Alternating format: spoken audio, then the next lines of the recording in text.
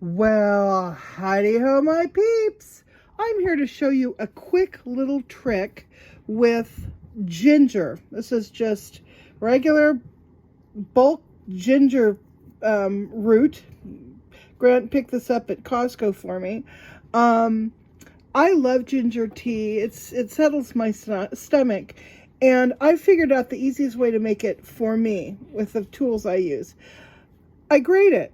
I freeze it and I grate it. So freezing is the trick. Anybody can grate ginger, but if you haven't tried grating ginger frozen, you're missing out, because it is so easy to do.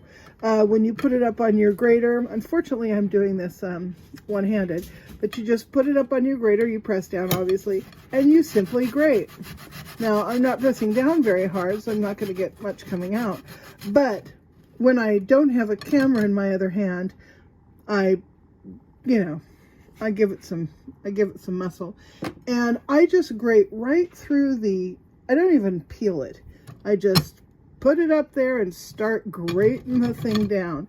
And what you end up with is a bunch of grated ginger on the inside.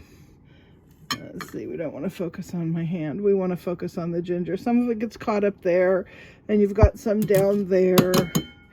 And usually what I have to do is get a little scraper like this, a little plastic scraper, and I'll go in here and I'll scrape it all out. But again, that's two-handed job. So anyhow, what you end up with is, let me show you this. It's this beautifully grated, really small, fine, almost powdery ginger. And then I just put that in my handy dandy little kettle that I inherited from my grandmother.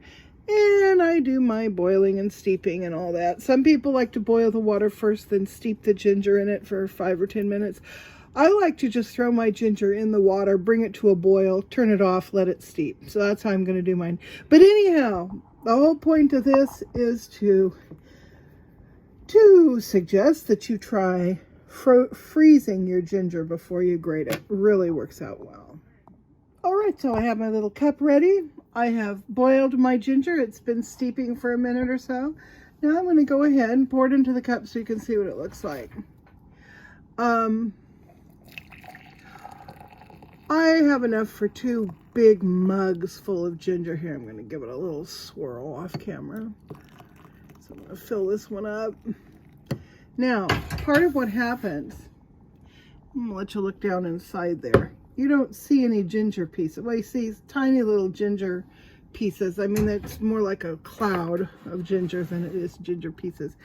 And you've got a little bit floating there. But basically, it kind of disappears when you boil and steep it. So you don't have a bunch of big chunks you have to chew through.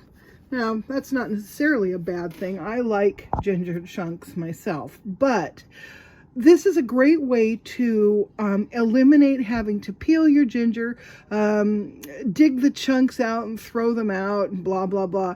You use every single bit of ginger when you do it this way, and you have a lovely little, a little tea when you're done. Incidentally, I'm going to be doing a Dollar Tree video today. So anyhow, just wanted to share that with you.